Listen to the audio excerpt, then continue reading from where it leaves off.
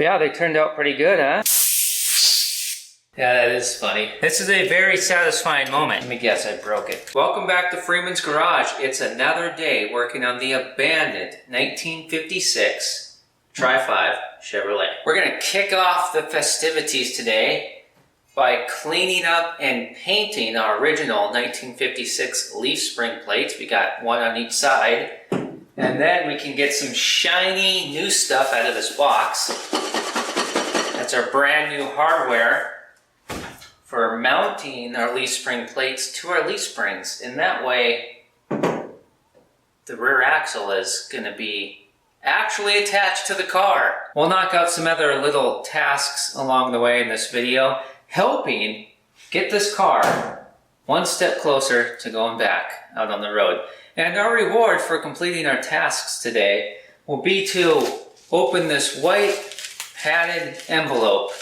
There's a part in here that I ordered for this car a long, long time ago, and I don't remember what it is. Let's toss our leaf spring plates into the blast cabinet right away here, because as soon as they get cleaned up, then we can get some paint on them, and as soon as the paint's cured, they can go on the bottom of the leaf spring, one on each side, and then on top will be our U-bolts, which are in that box. Well, they should be in that box. I'm pretty sure that's what's in there. We'll find out when we get to it. Take note of the before, because we are going to compare it to the after when it's blasted. Alrighty, one at a time. Let's blast the driver's side plate first. Oh, my thing fell down in here. My little protector strip, if you will. We'll have to get a new one on. I think I actually have one right here. I think these are probably 20 years old. I got these in a big stack of them with this cabinet when I bought it used from a guy. So I'll put a new one up in there. It's to protect this window here. If we don't put that in there, it'll get completely etched and you won't be able to see it. This is a new piece that I actually had put in myself. It's just dusty up here. I have found that blast cabinet viewing windows are a lot like marriages. They're never perfect. Helga!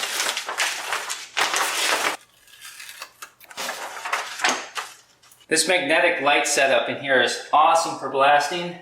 At the end of this video, down in the video description will be a link to the videos where I modified this used blast cabinet. But for right now, just stick with me here, because we are going to blast 1956 Chevy parts right now.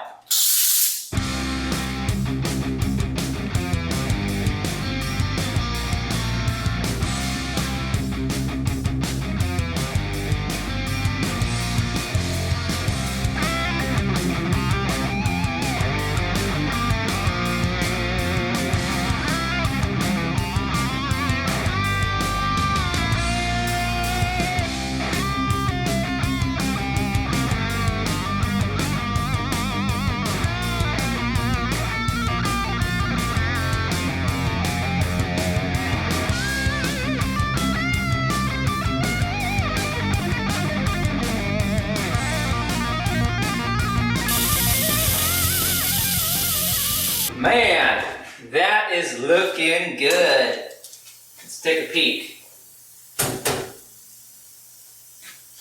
Yeah, that is nice. Yeah, there is no comparison here, my friends. That looks really good. From that to that, ready for paint. Well, of course, we gotta finish it. Just pulled it out early here to take a look at the amazing transformation. I think we're going to want to get that rock out of there before we put this one in. because we don't want that rock to be in our blasting media. That would just jam up the gun. If you've noticed that the studs for our lower shock mounts, where your lower shock slides onto and then your nut goes on to hold the shock on, they are snapped. They're broken off. You may be saying, Freeman, whoa, whoa, what are you doing? Are you really going to clean those up and paint those like that? Don't you have to figure out some way how to fix those, or find plates in a junkyard that aren't broken, or buy repop aftermarket pieces? Don't worry, I'm going to belly up to the bar and repair these studs. I'm not going to repair them in this video. I will in a future video. And trust me, when you find out what I've got in store to repair or attempt to repair these studs, you will be intrigued. And when we go to bolt these onto the car in a little bit here, you don't have to get all nervous as a cat on a hot tin roof, okay? In the future video when we repair the studs, it can be done with the plates on the car. Or my whole entire plan for these plates is going to end up not working out and they're going to come back off the car. Again, anyways, that's possible. I'm pretty sure it's going to work out. Let's get back to blasting.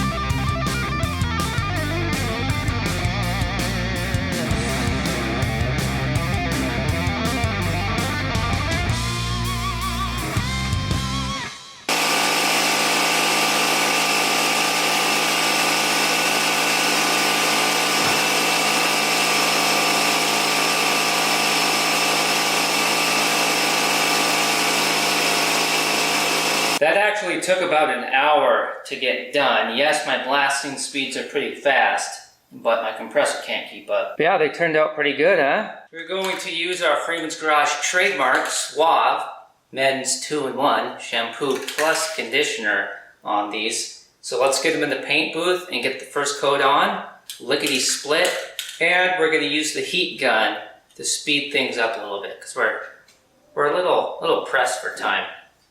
We'll spray these things off with some sort of cleaner as well before we put our 2-in-1 on. Ow! That was the kneecap. These cars got big bumpers.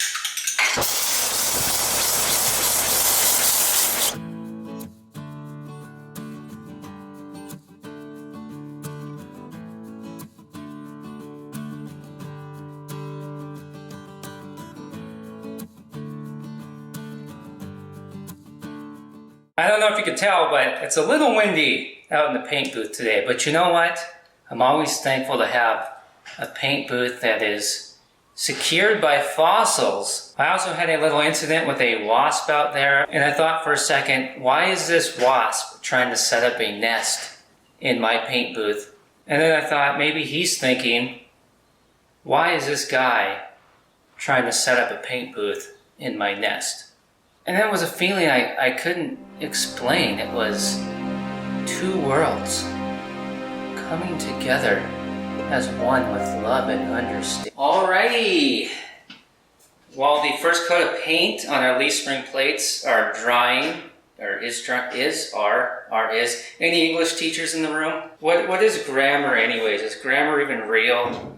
Isn't it just something man created?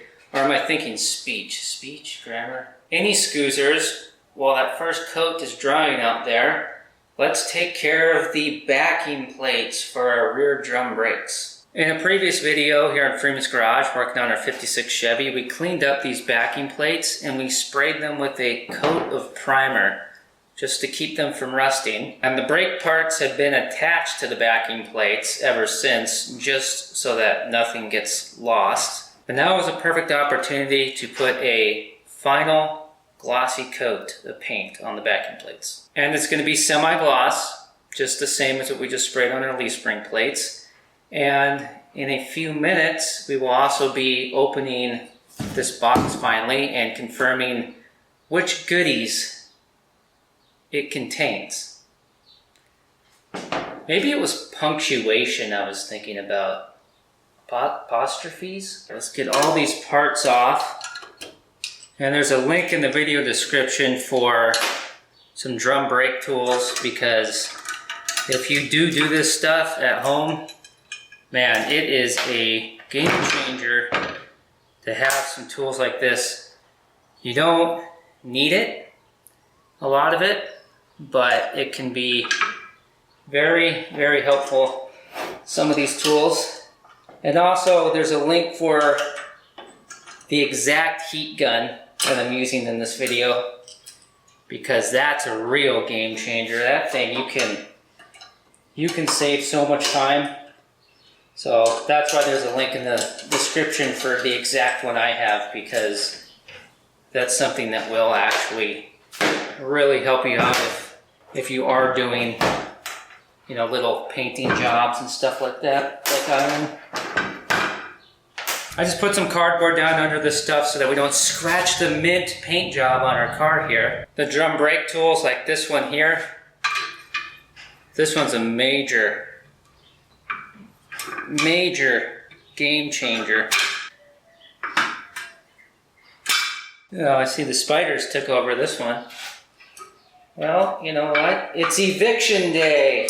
Oh, that reminds me. I asked you many videos ago that whenever the time comes that we bleed the brand new brake system that we built on this car, don't let me forget to get center links / push pins in here for the left rear.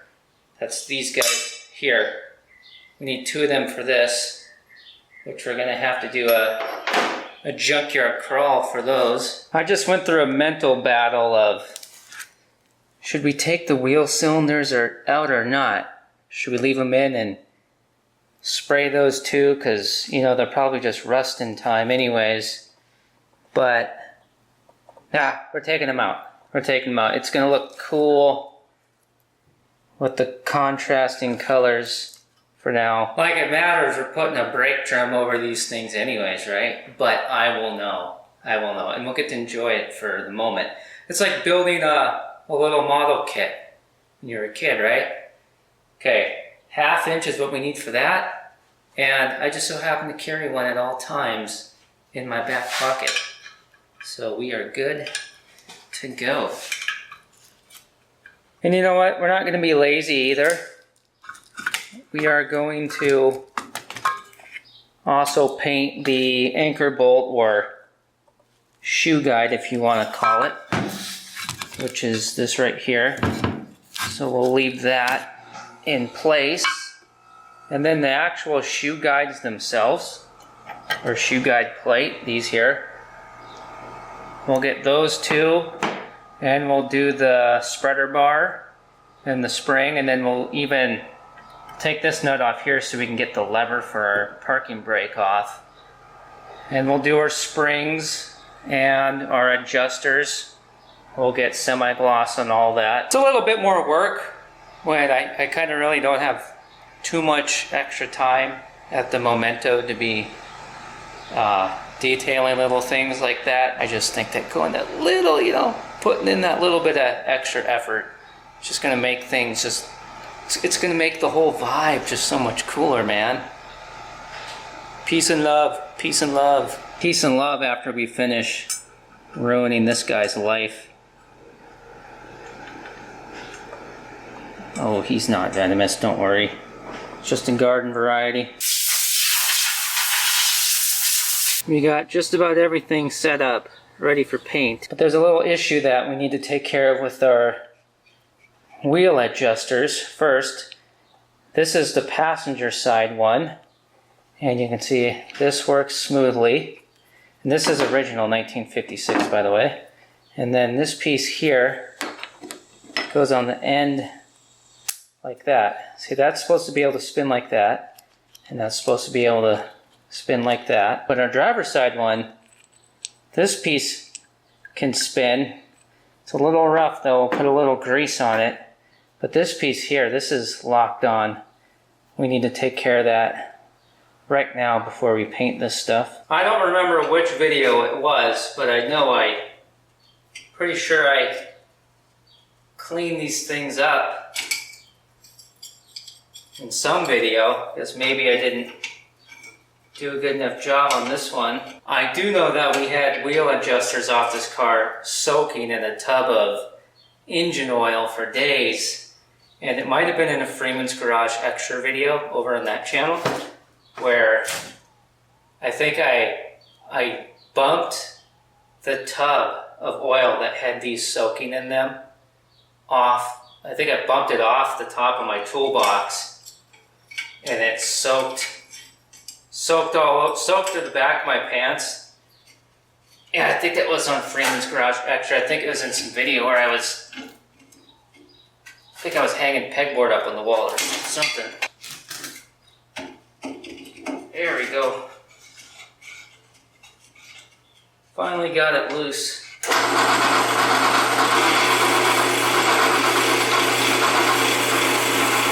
Just a scrap little piece of sandpaper.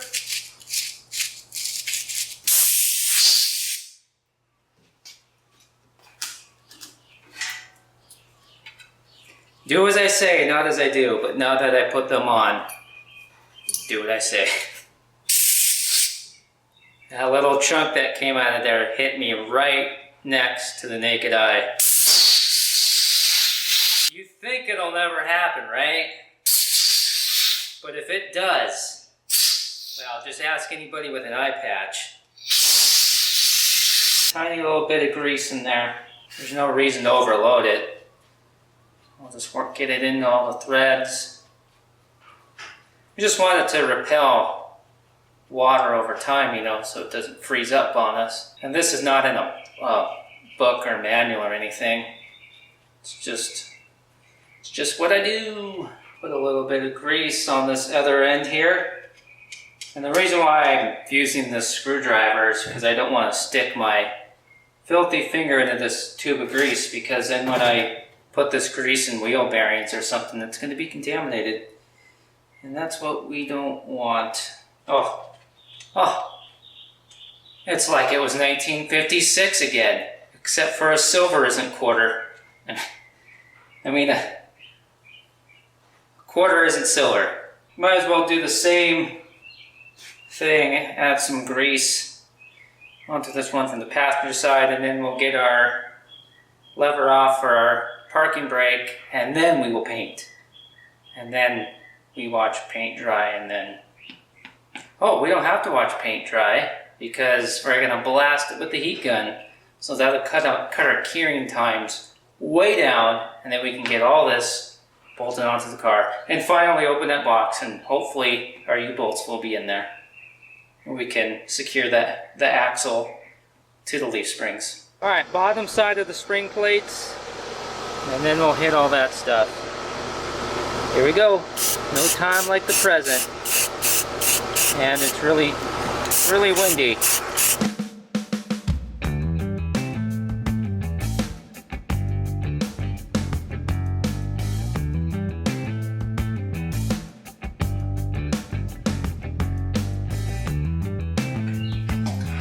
Well, you're never gonna believe it. One side and one backing plate left, and I run out of that 2-in-1, And I'm not in a position right now because of a time crunch to go run around and buy paint. But I've got these two around. So the question is, do we just forget about finishing that brake stuff for right now and just move on with our leaf spring plates and get our axle secured to the car with the stuff that should be in that box that we looked at a million times, and then open the mystery envelope? Or do we try this Smart Mart 99-cent stuff, which, it's a brand new can. It's gonna be, ooh, smells like black licorice. It smells pretty good, actually. You know that's gonna be gloss, and then this is gloss. The thing is it really gonna be noticeable, or do we just hold off on that and move on? No, don't be stupid. You know it's gonna be noticeable. You know that gloss is gonna be glossier than semi-gloss. Don't even try it. I can't believe I ran out of paint. You know, I'm so stressed. I'm gonna have a can of chemicals.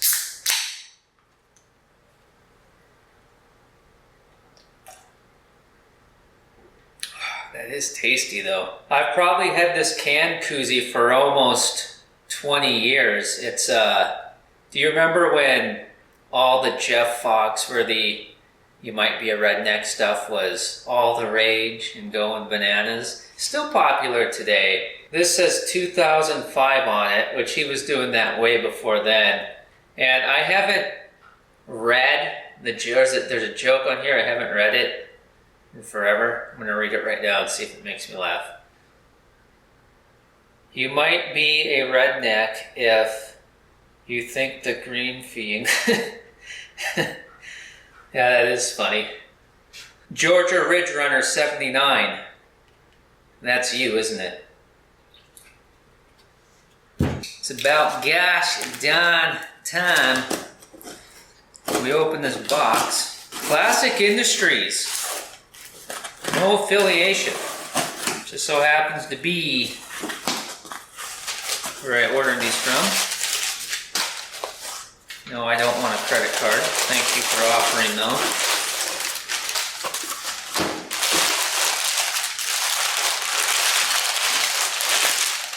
Jeez, what is this? A sweatshirt from JCPenney I'm getting on Christmas?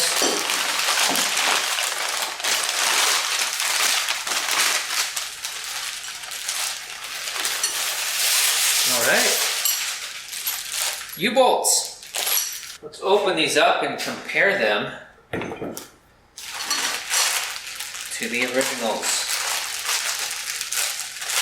Ooh, double bagged? Man, those car guys are spoiled, huh? Being treated like little princesses here. I'm not suggesting that these are going to snap like a twig, of course, but they don't look quite as beefy as the originals.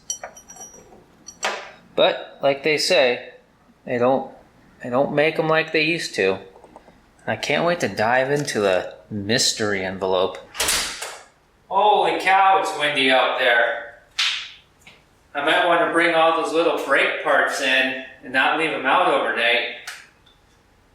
They might be in the neighbor's yard by the morning. Our spring plates look great. They're cured. They're ready to go.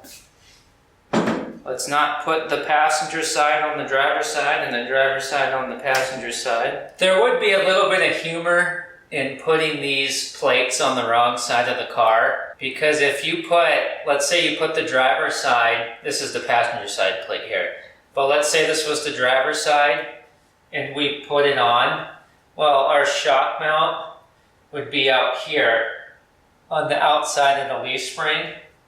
So you would do all that work and you'd be all excited, and then you'd go to put your shock on and you can't put it on.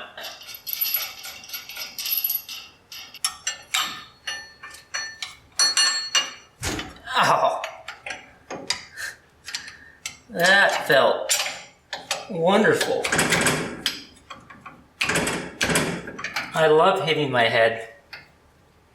It feels so good when I hit my head. This is a very satisfying moment. Turning point in the project. I'm envisioning all this nice paint getting destroyed the very first time we hit a puddle in a parking lot or...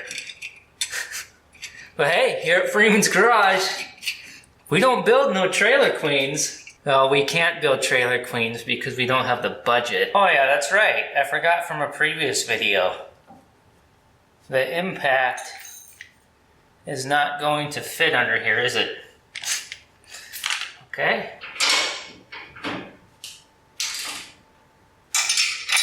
I know I'm not supposed to complain about the weather, but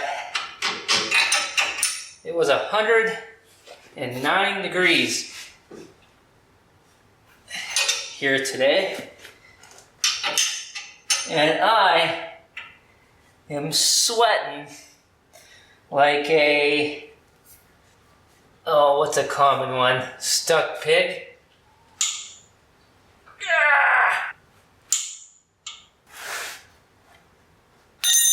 Alright. Yeehaw! One side done. That is more than tight enough to drive on. And plus, after we put some miles on, we will re-tighten everything anyways. The U-bolts, we'll recheck them. Make sure they're all snugged up. And at that point too, we will probably zip these off with a cutoff wheel. You know, because when we're rock crawling on the Rubicon Trail in California, you know, we don't want our U-bolts here to be getting hung up on rocks, right? Or getting hung up on a real steep set of train tracks, which we wouldn't hit steep train tracks that slow anyways. We'd be, no, I keep getting this vision in my head of this car orange with an 01. It's not a General Lee, all right? That's not what this is. It's so hot, but I'm not supposed to talk about the weather. You know what song just started playing in my head? David Soul, Don't Give Up on Us, Baby. Don't give up on us, baby. But that's enough about music. Let's stick to the cars. You know, working on these cars, it's a lot of hard work and a lot of time. But, you know, I'll take the long nights, the impossible odds, keeping my back to the wall. One thing I'm not really digging about these U-bolts, now I could be wrong about this, but these are 3 1/4, okay, width. And I think these are 3-inch axle tubes. So I'm thinking that the U-bolts from the factory were 3-inch, not 3 1/4 like these ones. It's kind of hard to tell because, yes, we still have the original ones, but they're all cut up. So it's kind of hard to accurately measure them. But I just feel like I wish they were just a little bit tighter. But then again, I could be wrong, because when we got that side tightened up, I mean it looks great. I'll have to go back in the previous Freeman's Garage videos and try to see what it looked like before we took everything apart, or even go back through some pictures, because I just feel like I'd like things a little sucked in a little bit more. But there's definitely nothing wrong with that. That's perfectly good to go. But, you know, I'm not trying to be just another talking head on the internet. You know what I mean? If you have a Tri-5 car, or you've had one, or a bunch of them, or you've built them, or you're building them, and you've got the knowledge go ahead and share that down in the comments if you want. It would help me out. It would help out anybody who comes in after. You know, we got to keep the car community going, you know? Got to keep spreading this knowledge. I'm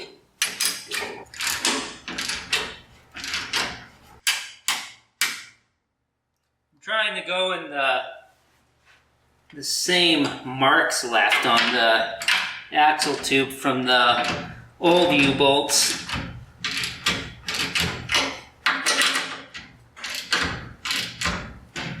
As soon as we got these U-bolts tightened down all the way, we're gonna find out what's in that mystery package.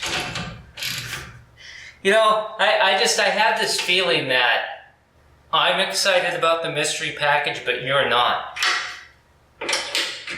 Am I on to something? As soon as I see what's in it, I'm probably gonna go, oh, of course. How could I have forgotten about that? Alright, I don't think the axle's gonna fall out. I think that's tight enough. Mystery package. Alright. This is only for those of you who stayed on the train until the end of the line. You've made it to the deep end. Oh! How could I have forgotten about that? It's an axle vent tube. This is awesome because we can actually install this right now. And I don't know if it's really going to fit or not. Let me guess, I broke it. That's a sticker. I'm sure for packaging or shipping. We got a sticker of an axle vent tube. Who doesn't want one of those? Put that on the toolbox. Oh, okay, now I remember what I was thinking when I ordered this. Well, I don't remember what all I was thinking, but there was some deal where I was looking for a factory type vent for this rear axle because ours is missing. And I couldn't find one, but this is listed as, by this seller, as 1964 through 72 GM rear axle. And it's for a 3/8 axle hole. And I measured this and it is 3/8. So let's see what this, see how it works out.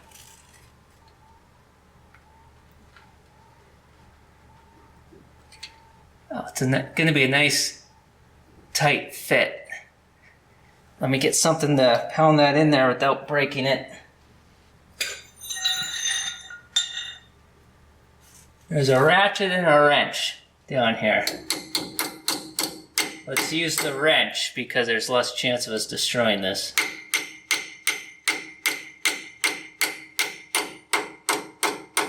Oh, that's a nice tight fit. That actually might not fall out. And it's a proper looking color too. I like that. That will allow our axle to vent so that we don't push oil past our seals when we build pressure in here out on the road or the track, who knows. And it shouldn't let water in, hopefully not. But yeah, I like that color. When I was a kid, my dad had a Cutlass. He had a two-door Cutlass that was that color.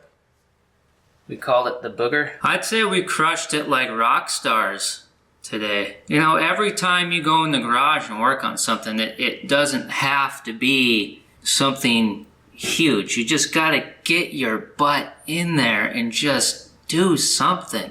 You gotta chip away at the project. Or a guy like me will respond to your Craigslist ad and I'll be in your garage helping you move all the boxes that say Christmas ornaments and baby clothes off the top of your car.